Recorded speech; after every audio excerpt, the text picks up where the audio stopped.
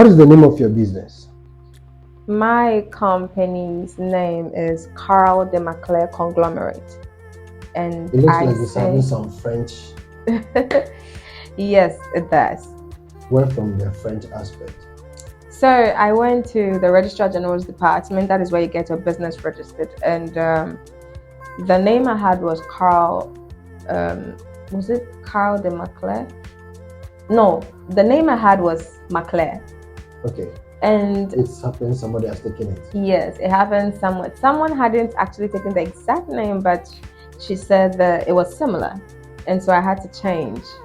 And the next thing that came to mind, or the next name that came to mind, was Carl, which stands for my name, Caroline, and then the Mouse, which is Maclean, Mouse and Caroline as well. Okay. So to make it sound sweet, to make it sound polished, to make it sound rich, I thought, what could I do? And so, French is a very romantic language, and so to bring that there in there, so it's got an accent aigu and an accent grave on the E and the E, the E of day and the E on the Maclean. Okay. So that is how come I have the name is Carl de Maclean.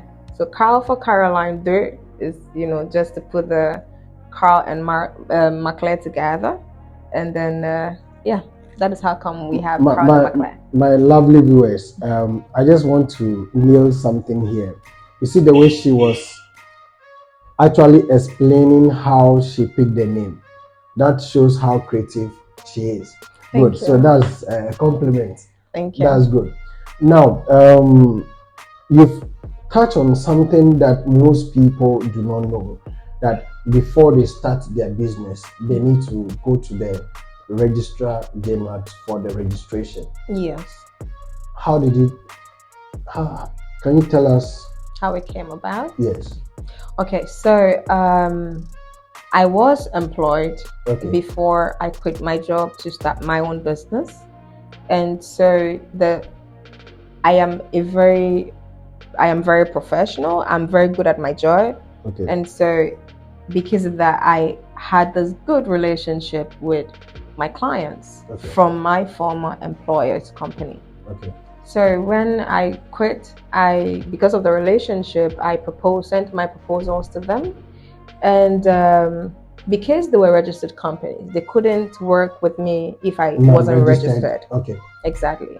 And like I said, and I would keep saying, the relationship you have with the client. So in another way, you say network. Yes, in another way, yes, networking. Yes. Yeah. So then the relationship is keeping the network. Yes, true. The relationship is what's keeping the network. Okay. Yeah.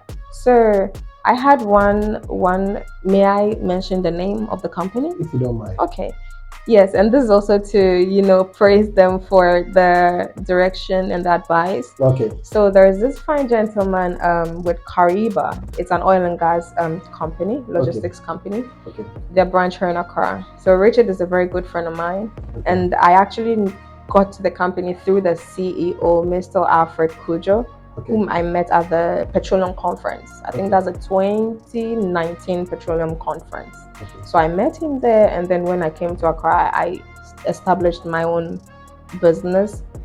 I made him aware that this is what I was doing, and then he invited me over to his office and introduced me to everyone and asked the procurement team to make me go through the process. And if there's any tender or any supplies, I could be a part of it.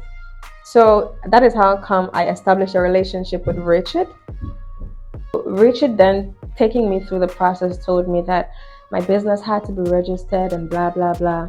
But before then, in 2020, during COVID, I had started to supply business. I was supplying noise masks, the thermometers, and other things. So whilst people were locked in their rooms, I was out there. You were out there doing business. I was out there doing business. You took advantage of the crisis. I did.